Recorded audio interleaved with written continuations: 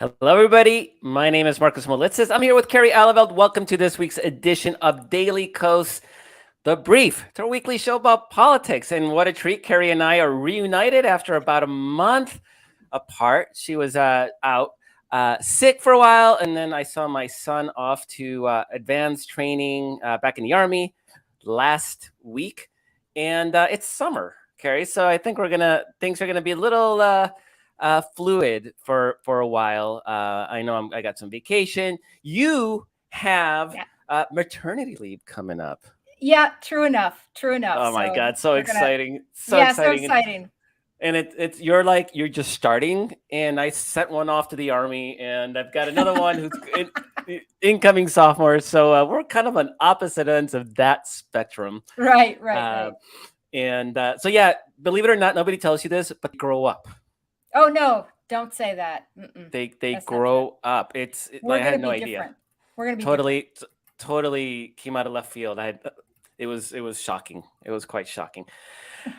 So Carrie, today it's going to be you and me because we have so much to talk about, so Oh much to my catch God. up on. We have the January 6th Commission, and we have this thermonuclear political bomb that is the overturning of Roe v. Wade and the now illegal abortion in 17 states, 14 states, and more to come. Coming down the pike. I mean, it's one of those situations, and I remember this during the fight for marriage equality, which was, of course, the opposite fight to gain rights rather than losing them. But it was such a rolling story the whole time that it was felt nearly impossible to keep track day by day, like which states were doing it and which states aren't doing it and whatever.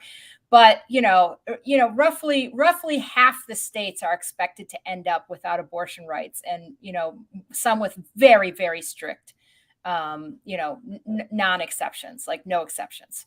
So yes, so we're going to definitely be talking about we're going to be talking about that and the political ramifications. And Carrie, we're going to pat ourselves on the back because we've been discussing the impact of this decision on the electoral on the 2022 midterm elections when nobody else seemed to be doing it. Everybody's, oh, it's a midterm and the party in power loses seats without really understanding this macro issue that was just about to drop. And so we always knew this was coming. And now we're going to be talking, I think, extensively about what that means. But before we do that, let's talk a little bit about the January 6th Commission, because as we record this, the Tuesday session has just finished, and it is it was a bombshell, Carrie. Holy crap! From beginning to end, it was.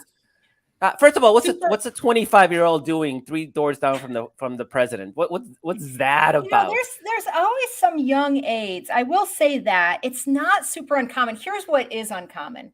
What is uncommon is that someone who was like basically 2 years out of undergrad, right, was not only 3 doors down from the president, but had, Kevin McCarthy yelling in her ear, make sure the president doesn't come down to the, I mean, like, here's this poor aide, like, she is young, not stupid, but young. And like, nobody's saying she's stupid. Just to be very, very clear.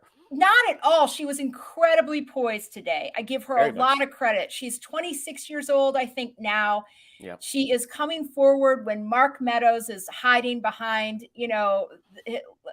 hiding behind legal stuff so he doesn't have to testify. And, I mean, like, Eastman won't testify. They're all hiding. They're all hiding behind everything from executive privilege to pleading the fifth. And here's this poor aide who is like, yeah, it was wrong, and she's put in this position where she was Mark Meadows, aide who apparently he had in tow all the time. And she was put in this position where she's trying to get her boss to do something proactively in order to end the coup, the violent coup that is currently unfolding at the Capitol. She kind of sees it coming because she asked Meadows in advance, like, what's going to happen on January 6th? Like several days before January 6th, she's like, what's going to happen on January 6th? And he was like, I don't know. It could be bad. And, so she knows that something big is coming. She's not clear on all the details. she's trying to like stop the president announces after he's made during his speech at the Ellipse that he's going to go down to the oh boy, our handyman is here. Oh. Yes, sorry. Can't hear him. Yeah, he's about to knock on the door. Anyway, he's going to go down to the Capitol. Let me see if my wife can. This is like terribly awkward, but I'm like in the living room. I don't know how he can do this now. Anyway, let me just say. Yeah, we can edit this part out for the podcast. So yeah, we can edit this part out. I'm sorry. So, unbelievable. I'm in the living room. I don't know what he can possibly do. But okay, so I'm just going to continue on. I can't do this right now. Yeah. Okay. So sorry, guys. Okay. So anyway, she's trying to keep him from figure out how to keep the president of the United States from going down to the Capitol after he has been, has said he wants to go. And she's got people in the Secret Service saying, no, he's not going. She's trying to relay the information to Meadows that, they're breaching the Capitol. The violence is starting to unfold. And Meadows is just checking his phone, completely uninterested. Checking his phone. He's and Trump like apparently my kids.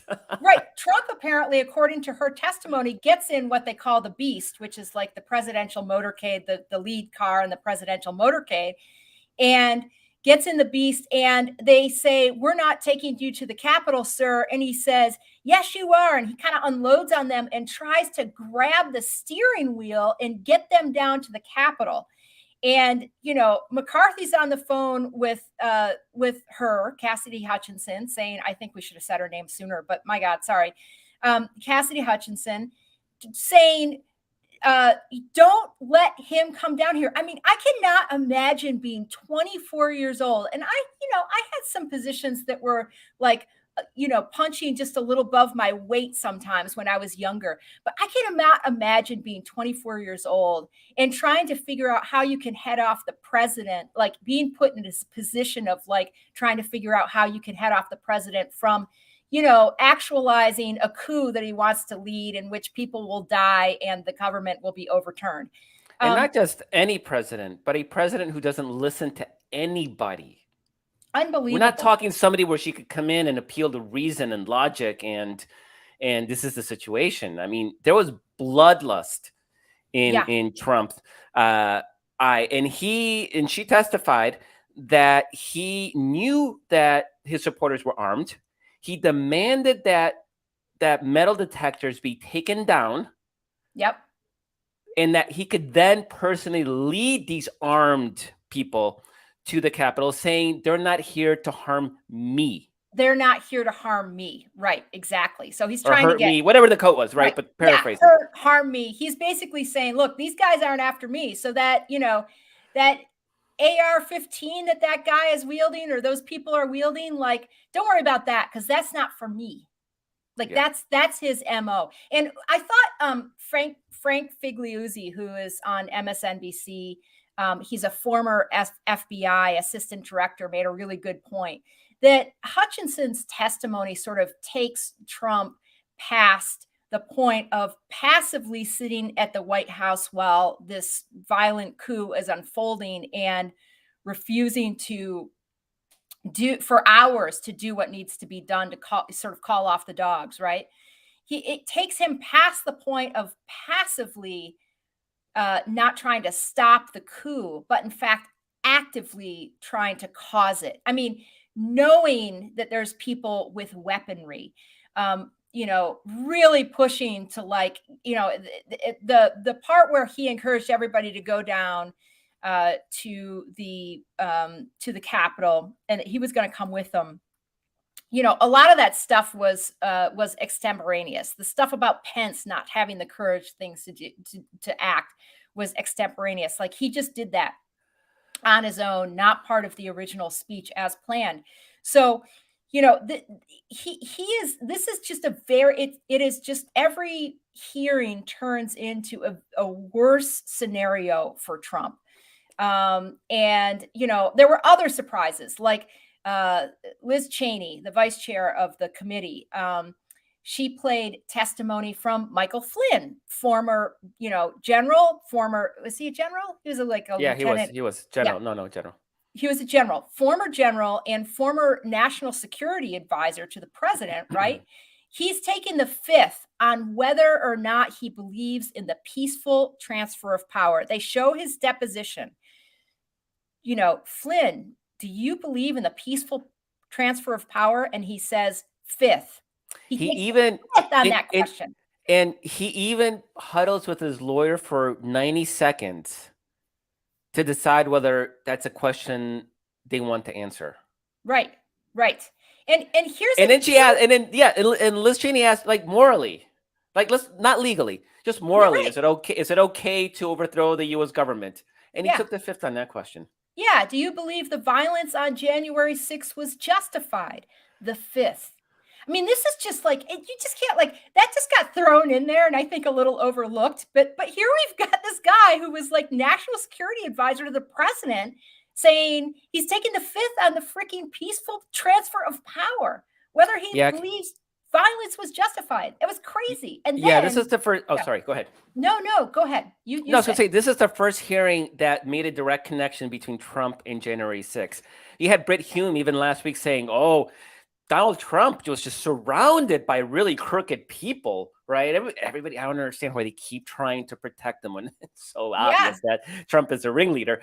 But even then, and this is the first time you can no longer say that. This is the first time that they made a direct connection between, and when Trump Jr. becomes a hero in this saga, trying to get his dad to call off the insurrection, things have gone maybe a little bit too far. A little sideways. Yeah. And, another thing that they showed towards the end, which was at the very end of the hearing, the last thing that Liz Cheney was talking about was, hey, we're getting information. And she didn't use the word witness intimidation, but she said, we're starting to see a pattern here of witness intimidation. And they showed a couple of quotes that people had given who came to testify in depositions and what they said about messages that they had gotten. She didn't say who said it or who the messages came from, but it's very clear that they're coming from either, Trump or someone very close to Trump they reference Trump World. One of them actually literally references Trump World. Yeah. Let me just read one of them, for instance. One of them says, a person let me know a person let me know you have, this is a text they got, I think. A person let me know you have your deposition tomorrow. He wants me to let you know that he's thinking about you. He knows you're loyal and you're going to do the right thing when you go in for your deposition. And, to which Michigan law professor Leah Littman tweets over that, this is how mobsters do witness intimidation. And it's exactly right. And it's so very Trump. I mean, you just know that is like, that's got Trump's paw prints all over it. Yeah, there's a reason Trump doesn't use email, doesn't leave handwritten notes, would get angry when other people would take notes at meetings. I mean, this is his modus, right? I mean, he will use euphemisms. He's thinking about you. Oh, what's that mean? He's thinking about you. What's he knows that mean? You're going to do the right thing and that you're loyal. Right. Yeah. So, Carrie, we've had this operating theory. I alluded to it earlier that these macro issues would sort of impact the 2022 midterm election, right? We've been saying the dual theory. One is that obviously we're going to talk about the abortion issue. We knew that was going to drop and become a major factor. But the other one was Trump inserting himself in a big way in the election, because a midterm election usually is rough for the incumbent first-time president because he never can live up to expectations. Our system is not designed to allow legislation to happen, right? So you come in, you make all these promises to become president, and then you can't deliver on most of them, and then people are like, screw this guy, right? So, but then you have this sort of dual problem where the minority party is pissed, right? Because they're out. So the Tea Party emerged right after Obama won. the QAnon stuff really hit the mainstream after Joe Biden won, and the resistance after Trump won. Right? These things are it just happens. On the other hand, the winning side gets demoralized because things aren't happening, and there's also a bit of complacency of, oh, we won, everything's okay. So it becomes a referendum on that president, and that president very rarely is able to survive that first midterm unscathed. Now, the theory is that Trump, by inserting himself, it becomes less a referendum on Joe Biden and a relitigation of 2020. Now, I think the jury is still out whether that is going to be a major factor. I'm not ready to declare victory on that. But Carrie, you have some idea. You think that maybe that's starting to have some kind of effect with Republicans starting to sour on Trump. And I'm curious, what you're seeing there and how you think that might impact 2022 midterms. Well, so let's say two things here. First of all, let me just say there's two ways that Trump's impacting, right? The inserting themselves into the midterms, as you said. As we've all talked about, everyone's been analyzing, he's handpicked a number of candidates. Some of them have done well. Some of them have succeeded. Some of them have not. But, Trumpism is alive and well. MAGAism, the MAGA movement is represented alive and well in a lot of these Senate races, in a lot of the House races, right? So, and those people are hugging Trump. They hug Trump in order to win their primary, and it's going to be hard. I think that they hump Trump, Yeah. Okay. Okay, I'm just going to leave that one alone. But for the family-friendly crowd, no, I'm just kidding. So, right. So, but the other thing now is just think about what's happening with these hearings. Anyone with a brain, and remember, we know that this isn't going to the hearings aren't going to change the mind that of true Trumpers that Trump is a criminal or whatever. Yeah, let's not even pretend. Nobody's pretending. Nobody's pretending. Right. There's not going to be a persuasion effort here. But I do think what happens is that there is still this conscious element of swing voters, people who, perhaps voted for Trump in 2016 and then voted for Biden in 2020. Actual swing voters who maybe are trying to separate out their candidate from what's going on nationally from Trump and whatever. And just think about this. If they're paying attention, and I think most people are, it's not about who's watching the live hearings. It's about how much they're hearing about it, hearing about the January 6th hearings. And most people are hearing at least some or a lot about, 2/3 of the electorate, as some poll a few weeks ago, are hearing either a lot or some about these hearings, right? Even if they're not watching them live. So the hearings are having an effect. And, what I think you could legitimately start asking a bunch of these candidates, these Republican candidates in the general election is, do you support a peaceful transfer of power? Right? Because Trump doesn't support a peaceful transfer of power.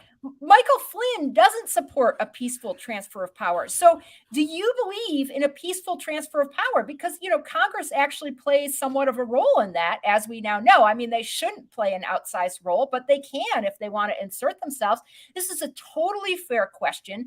And it makes it really hard for all these people who hugged Trump all the way along to have to grapple with questions like that.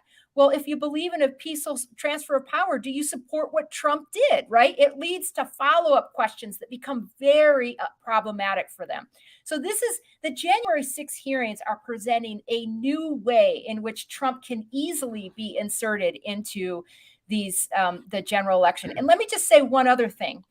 So the question of whether or not people, Republicans, and this includes Trump voters and donors and things like that, are souring,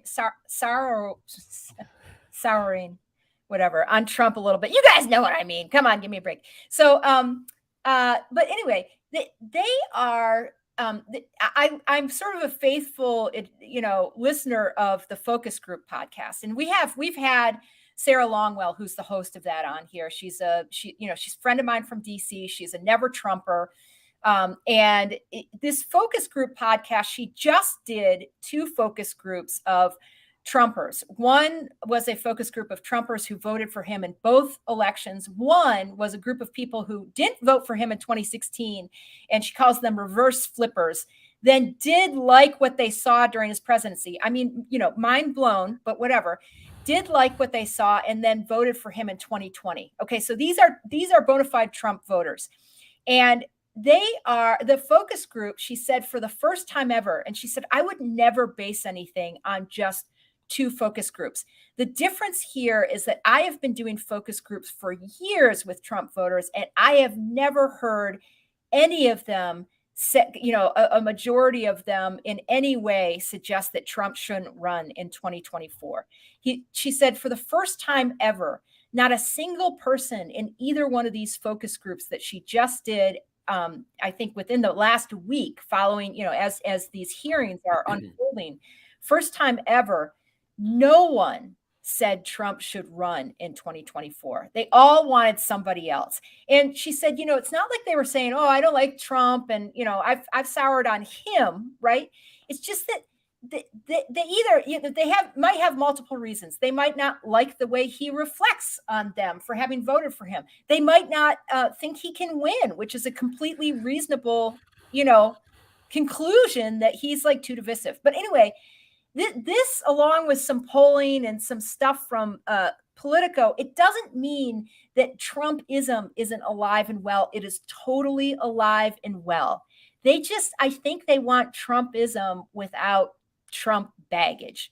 And Ron DeSantis, to no one's big surprise, is the main person that people mention. But this is fascinating to think that Longwell just thought it was like sort of the ambient noise of this stuff. They don't like the January 6th commission. They think it's a waste of time. They think it's corrupt, but it's still like seeping in and bothering them. Yeah, no, that's interesting. There's two groups of voters. There's two approaches when you're trying to win an election. One is the persuadables, people who actually you can use an argument to try to get them to choose you over the other side. Then there are the partisans who aren't going to change their votes no matter what. They're going to vote for a single party. You just don't know if they're going to turn out and vote, right? And then midterm election, the persuadables tend to go with the opposition because it's easy to, blame high gas prices and inflation and whatever you don't like about that moment. Oh yeah, it's the president's fault, even though literally it's not. And then you have, like I said, in the midterm election, the party in power has a motivation problem, right? People think they won, or they're demoralized because they didn't get everything that was promised. So you had that motivation, you have persuasion, and the only real persuadable group right now are those suburban, college-educated white women. It's not a lot of them, but it's enough to swing the tight states of Pennsylvania's, Wisconsin's, and Michigan, North Carolina. It's a small percentage, but if we're going to win those states, definitely Georgia, Arizona, Nevada. And so the issue is last year, 2021, we lost the Virginia governor's race in what is nominally a blue state because we lost a lot of those suburban voters to critical race theory, scaremongering, the masks in school, like that whole thing became a thing. And so we seem to have lost some of those, persuadable women, suburban women, to the dark side. These hearings may actually have effect with that group. If they are reminded why they voted against Trump in 2020, or why they almost voted against Trump, because not all of them did, but I bet you there was a bunch that were right on the edge. This is a good thing. The threat of democracy. I mean, it's all Republicans testifying. It's not a partisan attack. Right. I mean, it is a partisan attack. It's all Republicans. I mean, right. Democrats are just like, here, talk. Say the things that happen. Democrats are like, just hand the microphone over to Adam Kinzinger and Liz Cheney, the two Republicans on the panel, and let them interview all the Republicans testifying against Trump. Right. So it is in that way. You're right. It is partisan. And remember, Trump, those are also the women who went to the polls in 2018 and voted against Republicans en masse because of Trump.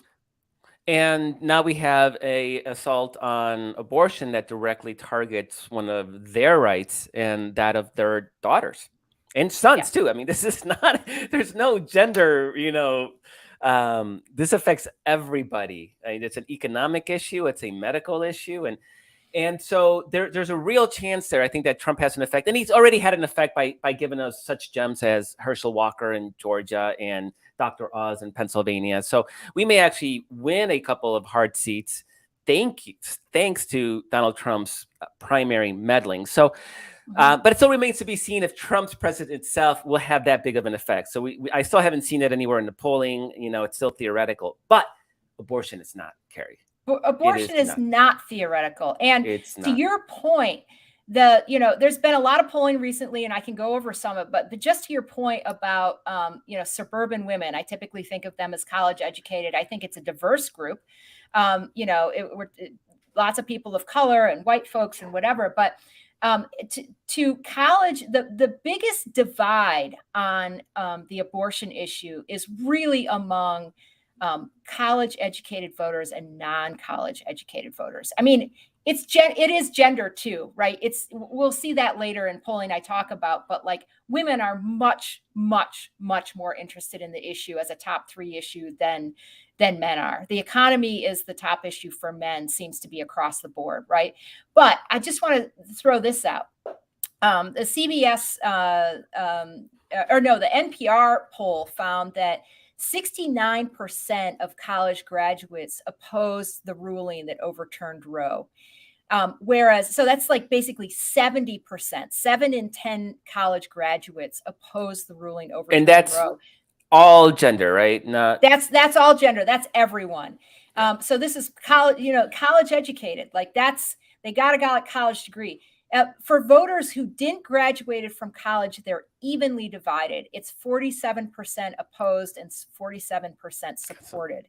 So like you are talking about a huge suburban divide there on the issue of abortion. Now, how much they prioritize that matters, I think, from a gender standpoint, a lot. Okay. I'm not saying no men think this is important. That's not what I'm saying at all. But women, by and large, think it's far more. Yeah. We're talking broadly statistically. So nobody needs to get upset. I'm a dude who is upset. Yeah.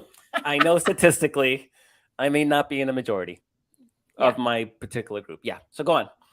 Well, okay. So look, let me just run through some of this polling that we've had, because we've had a lot of polling come out, and I'll end up with talking about the generic ballot. But, first of all, the NPR survey found that 78% of Democrats said the court's ruling made them more likely to vote this fall. That was 24 points higher than Republicans who said the ruling made them more likely. Well, it wasn't the only, what? They won. Yeah, they won. This is my theory that the party in power is demobilized because of complacency. That may be the first hint of that, Carrie. It might be the first hint of that. I will say, I think a lot of Republicans are going to show up at the polls anyways because they want to cast a ballot against Joe Biden, who they think stole the election. Okay. I think that we can conclude that there's going to be a fair amount of Republicans, but I do think the abortion issue helps Democratic base voters considerably. And so NPR wasn't the only survey that found a disparity between how the abortion ruling was landing with Democrats and Republicans. The CBS YouGov poll found 50% of Democrats more likely to vote, while just 20% of Republicans were more likely to vote. That was not exactly the numbers. The data isn't exactly the same, but the divide is very close. It was 24 point. That's a 30-point edge for Democrats on that. This is making me more likely to vote thing in the CBS poll, and a 24-point edge for Democrats in the NPR poll. So very similar. And Carrie, let me add some context to that, because I think it's important. Because again, midterm election, the party in power's turnout is down. The party out of power turnout is up. Republicans are going to vote no matter what. Yeah. So even them saying, only 20% say they're more likely, they're already going to vote. Yes. So they're already maxed out. And they'll say that because they're gonna express their pleasure at the decision by saying, I'm more likely to vote. They were gonna vote already. Democratic leaning voters are not. It's hard for us to vote even in presidential years. It's a challenge to get the core Democratic base to the polls, and then that challenge becomes even harder. So for people, in other words, the baseline is much higher. Republicans had every reason to already be highly engaged and motivated to turn out. Democrats had every reason to be demotivated to turn out. This may actually be getting us up to par which really starts shaping a general election electorate, not a midterm electorate, a general election electorate. Yes. It's going to, I firmly believe this is going to feel a lot more like a general election that's about that draws out people with almost equal amounts of enthusiasm. So let's look at the generic ballot real quick. And then explain what that is so people know what a generic ballot is. Oh, sorry. You do a better job of explaining the generic ballot. Okay. Generic ballot is, so obviously we have 435 House elections, right? House districts. But you can't really pull 435. That's just, nobody's going to do it. Too expensive, too hard, et cetera, et cetera. So what you do is you create a generic ballot. You poll everybody. Are you going to vote Democratic? Are you going to vote Republican? Now, because of gerrymandering, Democrats can win the generic, they can win all the House votes. You can tally every vote in a House election nationwide. Democrats can win it, and they almost always do, and they can still lose the House, because that's what gerrymandering does. It packs those Democratic votes into single districts, allowing Republicans to win a majority without actually winning a majority. Just another way that we don't have a democracy in this country. So the generic ballot just gives us an idea. So the old maps, Democrats needed to win the generic congressional ballot by about 5 to 6 points to win a majority of the House. I think we made slight headway during redistricting, so it might not be 5 to 6; it might be 4 to 5 points. But at least it gives us an idea of where public sentiment is, right, and where the House elections may fall. It's not an exact science, but it just gets us in the ballpark. And this generic ballot information gives us a sense of where things are moving, right? Who's making progress, right? Where the momentum is, right? And what we have is several, we now have 3 or 4 polls that have come out where they had data before the ruling and data after the ruling, after Roe got gutted, right? So the NPR Marist poll found that before the ruling, it moved from Democrats +5 to Democrats +7. So that's a 2-point move in a good direction for Democrats. Morning Consult, which is like usually affiliated with Politico, it's the Politico polling arm. They went from pre-ruling being a tie to post-ruling being Democrats +3 in the generic ballot. The Yahoo YouGov poll went from Democrats +4 to Democrats +7. So in all of those polls, that's a several point move in the direction of, it's 2 to 3 point move in the direction of Democrats. That poll, the Yahoo YouGov poll, actually asked the question, if you were given a choice, this is another generic question, but between a pro-choice Democrat versus a pro-life Republican, who would you vote for? And the pro-choice Democrat in that scenario got a 15-point edge. So Carrie, 47. That's a blockbuster number. That's a blockbuster number, a 15-point edge. And basically what we're talking about, it's like you just have to remind people. All Republicans are anti-abortion, right? All of them. All Republicans. I mean, there might be like 3 of them that are. And virtually all Democrats, like 99% of Democrats are pro-choice. So let's make sure everybody remembers which party is which party, right? And I just want to say one more thing about that NPR Marist poll, because this was really interesting. In April, they did the generic ballot, and this was before we got the leak that the decision was going to overturn Roe. And they had Republicans +3 on the generic ballot. Then they did a post-leak poll and that had Democrats +5. And then they did a post-Roe decision poll, and that had Democrats +7. So that's a 10-point swing between before we knew that the ruling was going to come down, when we knew the ruling was going to come down, and after the ruling actually came down. Yeah, Republican +3 would be landslide territory. That would be Republicans winning 30, 40 seats. That's the difference. +7 is narrow Democratic hold. Maybe we even pick up a handful of seats here and there. That's the difference. And Carrie, I know a couple of weeks ago, polling suggested that like half women still didn't even know this was happening. Oh, I think. Do we have anything? I don't know. I can't put a number on that right now. I would be surprised.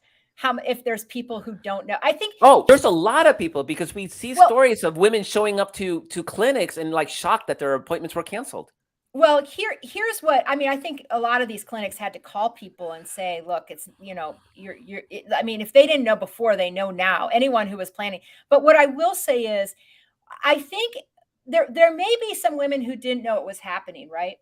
But I think one of the bigger problems is people not knowing what's happening in their state, right? Because it's very state specific. So I think there's a lot of people who are running around, maybe a moderately, like not like super Trumpy state, thinking, well, this isn't going to affect me. Hey, let's just think about Pennsylvania for a second, right?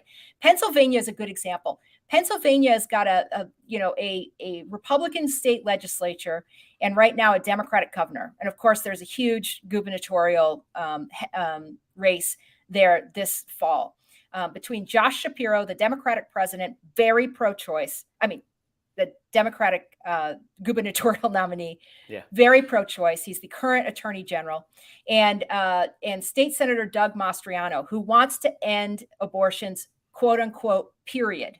Like, he wants to end all abortions, no exceptions. He's very extreme. He was at January 6th. He was at the rally and breached even though he said he didn't, there's video of him breaching the barricades. So he is like, he's the genuine article. He's super MAGA, super extreme. Anyway, in that particular race, right?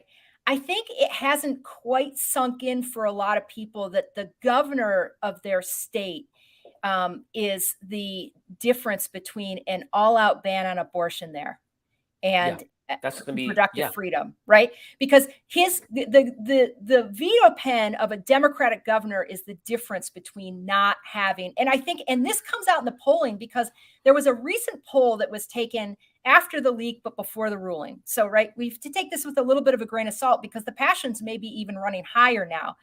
But nonetheless, they polled this. Sorry? I was going to say, not grain of salt. Actually, this may be not, it could even be more pro-democratic. Right. Yes, thank you for that. I mean, it was true at the time. I mean, it was given the polls, margin of error, everything else, right? Right. You're right. It might understate the current situation. Understate. Forget the grain of salt. Understate. It might understate the passions, right? But so this is in Pennsylvania, and they polled both the Senate race and the gubernatorial race, right? And what you found was, first of all, abortion in the Senate race for women was the top issue. And abortion for women in the gubernatorial race was the number 3 issue. For men, the economy was the number 1 issue on both things. Gun control was a top issue. It was a top issue for both women and men. Okay. But the women were prioritizing it in the Senate race, abortion, because I think, I mean, you can see kind of logically, I think, right? I'm just guessing, but they want to codify, Roe into Supreme federal Court law.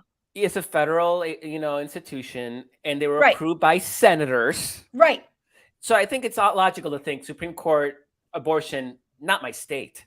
Right. Not my state. Right. I want my senator. I think this is a huge issue in the Senate race. So, if I were Josh Shapiro, I would spend a lot of time making sure all those women know that if they, elect Doug Mastriano, and I'll give you in a second, they're both ahead in their races, both of those Democrats, but by different margins. But I would spend a lot of time making sure Pennsylvania women know that he would be the only thing that would stand between reproductive freedom in the state and a total abortion ban. Right. I don't think they quite get the gravity, and maybe a lot of them are waking up to that gravity now that the ruling has actually come down. And I'm sure there's going to be a huge effort to educate everyone about what this means for individual states. Right. But John Fetterman is up in his race against Dr. Mehmet Oz, right? TV huckster, Dr. Oz. He's up in his race by 9 points over Oz. Josh Shapiro is up 4 points over State Senator Doug Mastriano, which is, I mean, Mastriano he is probably the most extreme gubernatorial candidate in the nation, or he's certainly in the running for it. So the idea that he's just 4 points away from Shapiro, actually, I find a little scary, but it's terrifying. So, and just a little more context, that would be a Senate pickup. If John Fetterman wins that race, we need to pick up a net 2 to render Joe Manchin and Kyrsten Sinema irrelevant. Fetterman he's solidly liberal. He's anti filibuster. He would definitely get us that one step closer to eliminating the filibuster, which then would allow, if we can hold the Senate, well, not hold the Senate, if we can eliminate the filibuster in the Senate, which means at least +2, and hold the House, we can actually codify Roe v. Wade. We could. Along with voting rights, along with a lot of other things. DC statehood, maybe Puerto Rico statehood, at least have a referendum to let them decide, that could rebalance that huge Republican advantage in the Senate. So, and everything else we care about, right? But gun control. But these are things that are absolutely possible, and so Fetterman gets us one step closer if those numbers can hold. So here's one thing. Here's why I'm excited about that poll, Carrie, because Republicans have been very successful at nurturing this class of single issue voters, whether it's the NRA and guns, or the mega churches and abortion. And these voters will vote for the Republican every election. Nobody worries about them turning out. They will turn out. And they what do you call it? They don't care about any other issue. So the economy. So if you're an evangelical voter and suddenly you have Donald Trump, who is the most morally bankrupt human being this country could have ever produced, shows up, having sex with a prostitute, with a porn star, while his wife is home with a baby, and using his charity as a grift, and they knew all that stuff. And now they love him. Now they think he's the second coming of Christ, because some Bible verse says somebody's imperfect, and he's the imperfect vehicle or message. They've rationalized it, but early on, they hadn't rationalized it yet. They're like, boy, this guy really, if this guy was a Democrat, would we even remotely think about voting for him? But abortion, the Supreme Court, that trumped everything. So when you look at this Virginia poll and you talk about how in that Senate race, for women, abortion is number 1. I think the economy was number 2, or was gun control number 2? And we're not even talking about guns. In the Senate race? Yeah. I can go back and look, but I actually think it was abortion, guns, and the economy for the Senate race for women in Pennsylvania. Yep. What if we're finally, as a movement, creating that single issue super voter who we don't have to worry about turning out? We don't have to worry about, is gas prices going up? Oh no, they're going to vote. We need those. We do. We have the black voter is probably that super voter. Mm-hmm.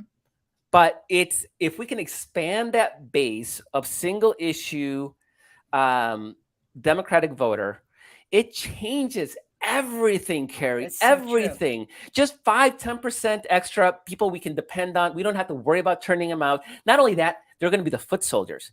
They're going to be out there knocking on doors, because they realize now that abortion, it wasn't Chicken Little, crying wolf. Abortion rights were literally under siege, and nobody believed us, to the point where, Carrie, I wrote a book called American Taliban about 10 years ago, warning about this issue, and liberals attacked me for it, saying I was being alarmist and I wasn't being fair to Republicans. How dare I say that conservatives treated women the way that the Taliban does? And now we see, now we see that. That's why I'm really excited about that poll, besides the +9 for Fetterman and +5 for. Right. And let me just make a clarification too. I said guns. This is actually the question was about gun control. So it was not just specific. It wasn't like guns and it could have been interpreted as gun rights or gun control. It was specifically gun control. So the people who were saying, I went back and looked just a second while you were talking. That's a good point. That's a good point. Right. It was gun control. So it's very clear that it's a gun control and not just, Second Amendment. Generic. Yeah. So, but I went back and looked while you were talking, and it turned out that for women, the economy and guns were tied at second. So for women in the Senate race in Pennsylvania, abortion was the number one issue. 24% said that. And then 16% said for each gun control and the economy that was their issue. So they were tied for number two. Which is still remarkable that only 16% of women have the economy foremost, and those are probably Republican-leaning women. This is our opportunity to completely rejigger it. It was funny. There was some conservative podcaster, somebody I hadn't seen before, was tweeting about. She said, this may sound like a conspiracy, but what if liberals orchestrated this Supreme Court decision so that they could win the election? And aside from the, nobody has agency, right? Everybody, they're always at the whims of the liberal schemers because they can't be at fault for their own actions. Aside from all that, I think they sense the tide turning. I think they sense the energy, and it's got to be freaking them out. I think Republicans are trying to figure out what the hell to do now. I mean, and I just want to say too, in that Pennsylvania poll, because the Republicans keep saying it's going to be inflation and crimes. Okay, inflation, and we talked about this ad nauseum last show. I spent a lot of time on it.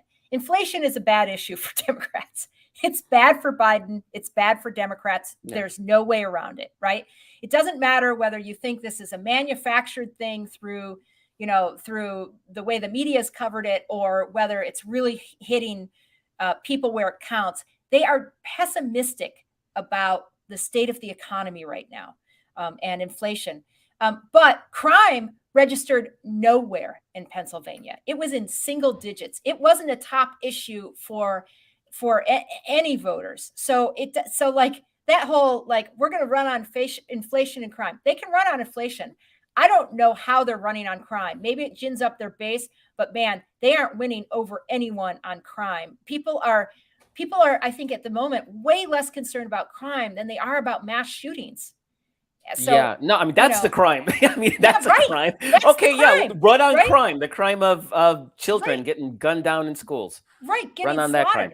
Hey, listen, our can I just say, our producer just asked a good question, and I would like to hear your answer to this because I think you've really been paying attention to it.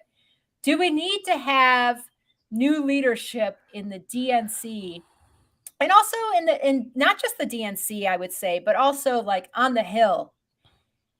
Emerge. I mean, how well do you think they've been doing on this, post-Roe, capturing the energy here?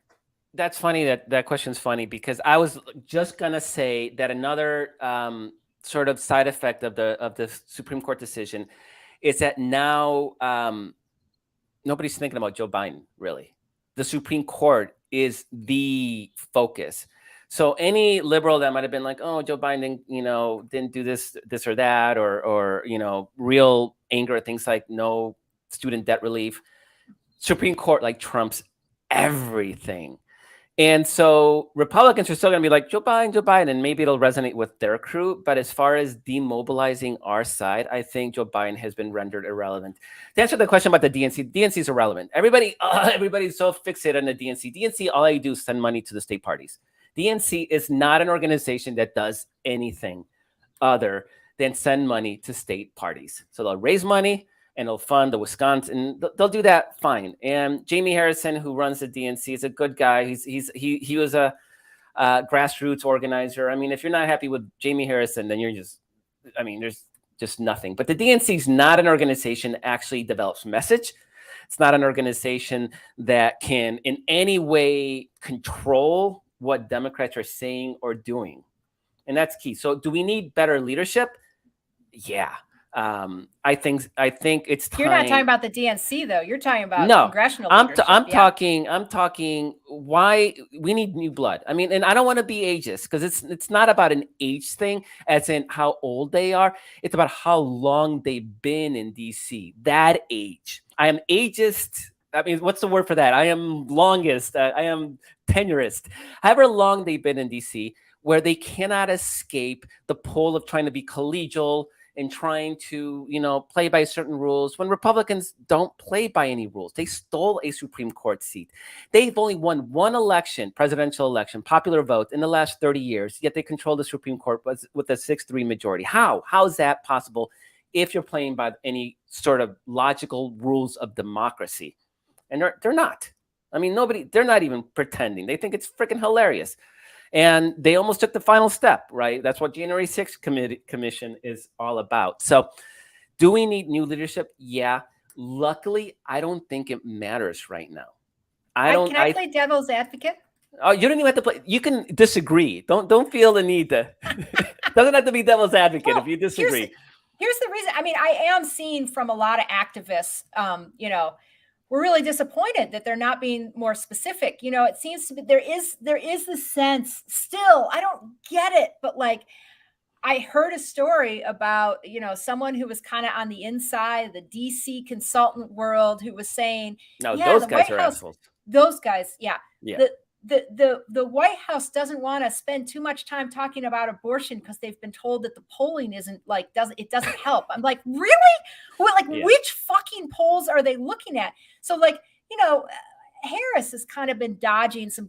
Vice President Kamala Harris has been kind of dodging some questions about it. Of course, she may not be making she's got to play by Joe Biden's rules, right? So she may not be making her own decisions on what to say and how to say it. But it's just I don't know why someone isn't going. I mean, the president should level with the American people and say, look, this is really important. He did at least the day of say this was important. This is the first time the Supreme Court has ever overturned a decision and used it to take away rights from people that had already been granted, take away constitutional rights. This is unprecedented. It has never happened before, right? It's not that decisions have never been overturned. They've never been overturned to take away constitutional rights, right?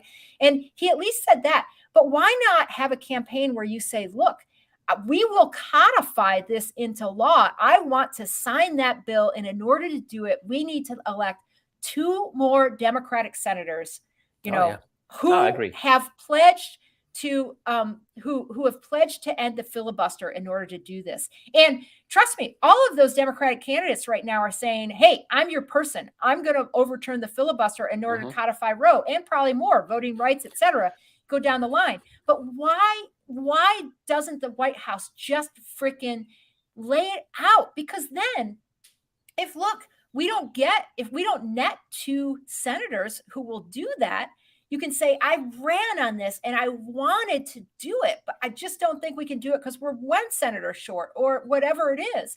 And if we do get that, great, then you can do it. I mean, let's lay it out for people what we need in order to make this happen. And I've heard this sentiment. It's not just the Twitterverse, right? It's not just people who are super involved in the activist world.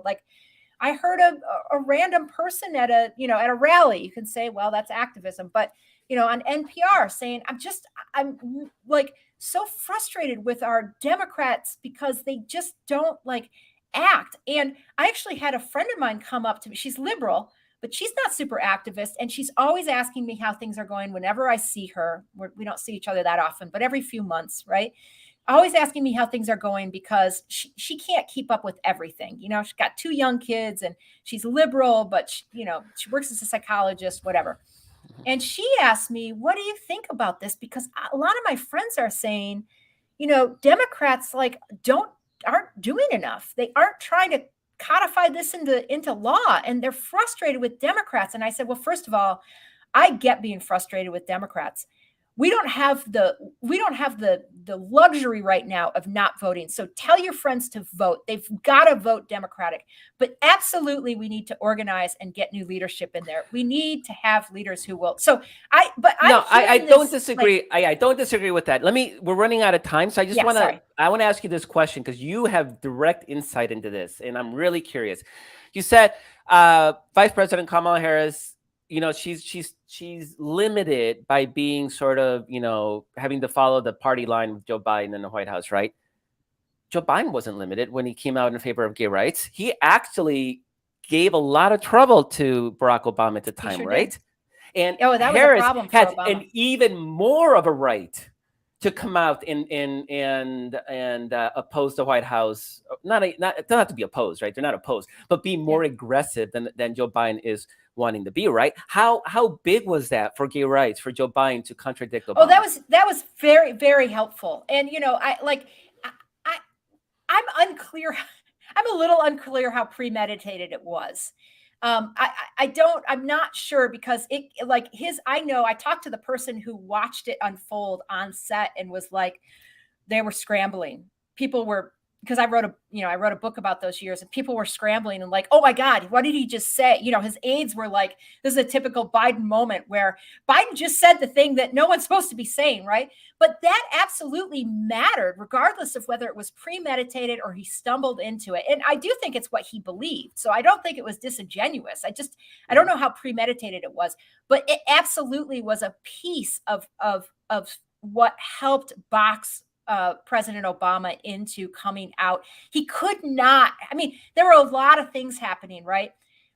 He needed the credibility. He could not have his, 30 to 40 year elder, like vice president be ahead of him on same-sex marriage. That's why I can't give Kamala Harris a pass, right? Because she, first of all, Joe Biden has no right to complain because he pulled that trick. That's fair. But she, as a woman who is directly affected by this, has more of a in black and this disproportionately affects the black community, has more of a moral standing than Joe Biden did when he did that with gay rights, and he had every moral standing to do so, right? I think Harris would be even more justified, would she do it? No, the broader question. Stronger Democratic leadership would be fine. They do a great job of trying to tamp down. You had Clyburn, right, who's the House Majority Whip, say that the decision was anticlimactic, right? These are people that need to go. There is young leadership that who will understand. They can read the room. Once you've been in there for 40 years, 50 years, can you even read the room at that point? I don't think. I don't know. I was thinking Clyburn represents what I think is a majority black district in South Carolina. I cannot imagine a constituency that is more impacted by this than a black constituency in the South, right? Yeah, in a state that where not being able to get proper reproductive care, right? And it just made me want to scream when I heard him say it was anticlimactic. Yeah. I was like, have you talked to a woman around you in I don't know, the past 30 days, 6 months, 2 years? So we are just about out of time. And I think the bottom line of what we've been talking about really is just pointing that stuff is scrambled. Old alliances, at least with suburban women, are suddenly, in question. That notion that it's the economy stupid is out the window when a core right is on the ballot. The fact that Joe Biden is unpopular may be less of a factor when the Supreme Court is the villain. The Supreme Court's in charge now. The Supreme Court Joe Biden's not in charge. Yeah, no, the Supreme Court. Joe Biden's not in charge anymore. What Gallup found that even before before the ruling came out, the Supreme Court's American public's opinion of the Supreme Court was already at a historic low of 25% approval. That is like bottom of the barrel. People hate this court. So I think it's time. I think I can confidently say it. I couldn't say it before. I think I can confidently say now that historical norms where the party in power loses seats in a midterm election, first midterm election, out the window. We don't know what's going to happen. We don't know. Everything is different. And that means that we are going to have to fight tooth and nail for every seat, every governorship. I suspect we may win seats that we didn't expect to win in certain places. I think Texas is suddenly a lot more competitive at the gubernatorial level if you start realizing that the governor has, potential say in abortion in the state. I mean, we'd have to win the legislature; it's a problem. But sure, now you start building towards that. You have a narrative to build. You have a reason to organize people in a state that was already trending Democratic. So there's this story in the 70s, rural and religious people organized to take away people's rights, and by the 20s they were able to effectively do that. They actually passed a constitutional amendment, and this is not abortion. This is 100 years ago, prohibition. And it took 14 years for people to organize against this rural Christianist coalition to pass not just overturn prohibition, but to pass a constitutional amendment. We know how hard those are. Pass a constitutional amendment. So this, I'm hoping, is history repeating itself, because this isn't about booze. I mean, that's just something people like to do. Yeah. This is a core right. And I'm hoping it doesn't take 14 years. But I really do hope that we see parallels in history, in that people organize and become single issue voters on this And as we move forward in this next they decade. can become single issue voters on, just to add this in, is privacy rights, right? Right to contraception. Yes. Right. You wrote a great piece on this. Right to contraception, right to start a family when and how you want to, right to send your kids to school where you want to, right to have sex with who you want to, right to, decide what to do with your health care regarding your body. I mean, these are all privacy rights, and they're all on the table. Clarence Thomas wrote an opinion, concurring opinion with Justice Alito that named all of these. Yeah, he couldn't be quiet. He couldn't wink it like Alito did. Alito's wink. No, right. Or Alito's like, oh, this is different. It's abortion. Clarence Thomas was like, no, it's not. It's not different. Send me that same-sex marriage challenge. Send me that, that contraception challenge. Send it all to me, except don't send me the interracial marriage thing right to a white woman. I mean, what? You mentioned all the privacy rights except that one. Gee, that was convenient. But yeah, so we're gonna definitely have a lot to talk about this over the months ahead, and particularly once August, September hits, we're going to be off to the races, guys. And so we're going to need to organize, and we're going to need to make sure. I mean, I know we all pay attention. You're listening to the show. You definitely pay attention. You know about the decision. You know about what's happening with people's right to choose. There's a lot of people who don't pay attention, who are politically disengaged. And I'm not passing judgment on that. They just have other priorities in their life, and that's okay. It's going to be our jobs as activists to make sure everybody knows what's at stake, and to act on that. So that is our show for today. Thank you, Carrie, so much. It was such a pleasure having us back together in the show. Thanks to Walter, who's our producer. Thanks to Kara and Dorothy and Paul for their work behind the scenes and making this show happen. And thanks to you, our viewer and our listener, for joining us every week and being part of this movement to reclaim our rights. Used to be we're trying to protect our rights. Now we got to reclaim our rights. The battle is even bigger, even more important. But people are starting to wake up. The energy is changing. The intensity is changing. So it's going to be, we have allies now. We're not sort of lonely in a void trying to get people to care about November. People are trying to care. Now it's our job to shepherd them in the right direction and make sure that they are doing the things that they need to do, that they're registered, that they turn out, maybe even get them to make some phone calls, send texts to their friends, get them more engaged in the democracy, because we need everybody to not just hold back the hordes, but to start building the majorities we need to regain these rights that we have lost, and the ones that are under siege by Clarence Thomas and Sam Alito and so on. So thank you all so much. It's been a pleasure. See you all next week.